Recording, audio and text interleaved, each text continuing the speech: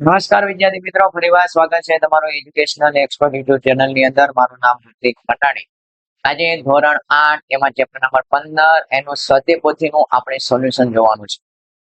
દોસ્તો, આ વિડીયો તમારા માટે ખૂબ જ પાવરફુલ વિડીયો બની શકે છે, કારણ કે આ વિડીયો તમને રિવિઝન માટે કામ લાગશે. જે વિદ્યાર્થીઓને સ્વાધ્યાય પોથી પૂરવાની બાકી હોય અને અથવા તો રિવિઝન કરવું હોય તો આ વિડીયોને તમે જોજો, જેથી તમારા માટે આ વિડીયો ખૂબ જ ફાયદાકારક સાબિત થશે. અને આ ચેનલને અત્યારે તમે સબસ્ક્રાઇબ કરો, કારણ કે આ ચેનલ ઉપર તમામ પ્રકારના જે ભાગ છે ધોરણ 8 ના, એ પછી બંધારણનો ભાગ હોય, કે પછી સંસાધનનો ભાગ હોય, કે ઇતિહાસનો ભાગ, એમના વિડીયો મૂકવામાં આવશે. તો પહેલો સવાલ, બંધારણ સભાના અધ્યક્ષ કોણ હતા? તો બંધારણ સભાના અધ્યક્ષ હતા રાજેન્દ્ર પ્રસાદ. ખરડા સમિતિના અધ્યક્ષ કોણ હતા? તો ખરડા સમિતિના અધ્યક્ષ હતા ડોક્ટર ભીમરાવ આંબેડકર.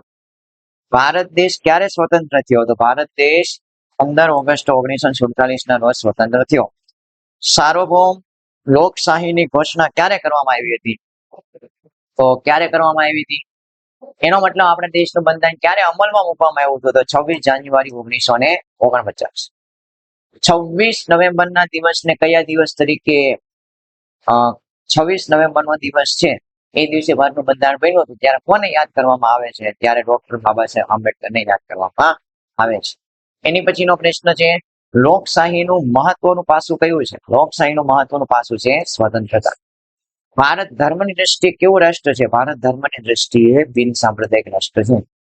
કોણે બંધારણીય ઇલાજના હકને બધાનો આત્મા સમાન હક કયો છે? તો ડોક્ટર ભીમરાવે આંબેડકરે એવું કીધું કે બંધારણીય ઇલાજનો હક છે એટલે બંધારણનો આત્મસન્માન અધિકાર, કારણ કે આ હક આપણી પાસે હોય તો ઉપરના હકોનું મહત્વ છે.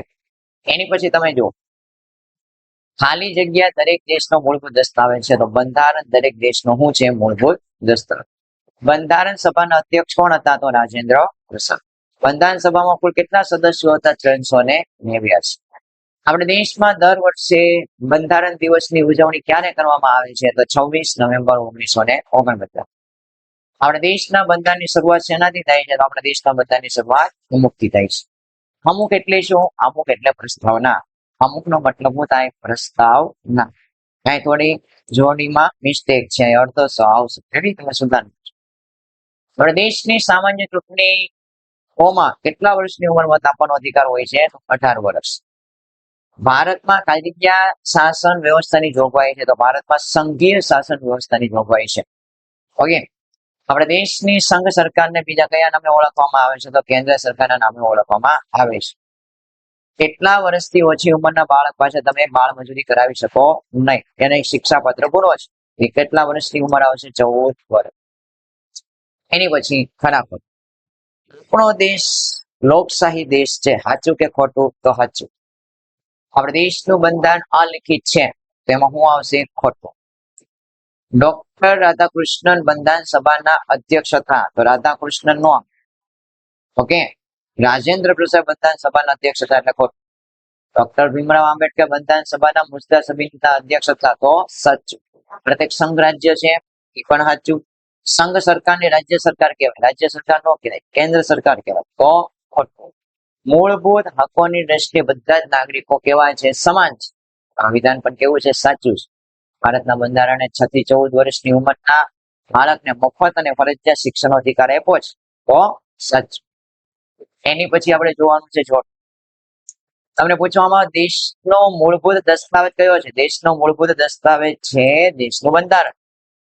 વિશ્વનું સૌથી મોટું લેખિત બંધારણ કયા દેશનું છે? તો ભારત. બંધારણ સભાના અધ્યક્ષ કોને ગણવામાં આવે છે? તો બંધારણ સભાના અધ્યક્ષ ડોક્ટર રાજેન્દ્ર પ્રસાદ. ને ખરડા સમિતિના અધ્યક્ષ કોણ છે? તો ખરડા સમિતિના અધ્યક્ષ ડોક્ટર ભીમરાવ આંબેડકર. જવાબ આવશે 2, 5, 4, 1. આ એનો જવાબ છે. બંધારણના આત્મા સમાન. આત્મા સમાન તો બંધારણીય ઇલાજનો હક એ બંધારણનો આત્મા સમાન અધિકાર છે.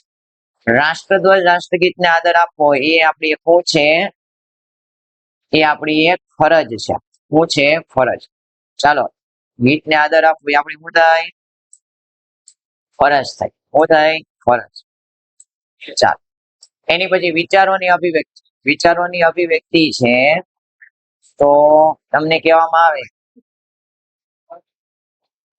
એ આપણી એક સ્વતંત્રતાના અધિકારની અંદર આવશે. તમે જો વિચારોની અભિવ્યક્તિ આપણા સ્વતંત્રતાનો હક ગણાય, કારણ કે સ્વતંત્રતાના હકની અંદર કીધું છે દરેક વ્યક્તિને પોતાના વિચારો રજૂ કરવાની પૂરેપૂરી સ્વતંત્રતા છે. ભારતનું બંધારણ એક પવિત્ર ગ્રંથ છે. એટલે જવાબ આવશે 4, 3, 2, 5. રેડી? એની પછી ના ભાગની અંદર આપણે 1 માર્ક્સના પ્રશ્ન કવર કરશું અને લોંગ ક્વેશ્ચન આપણે કવર કરશું. હવે ભાગ 2 જોવા માટે તમે ચેનલને સબસ્ક્રાઇબ કરો, જેથી ભાગ 2 પણ તમને ચેનલ ઉપર મળી રહેશે. ઓકે, જય હિન્દ, જય ભારત.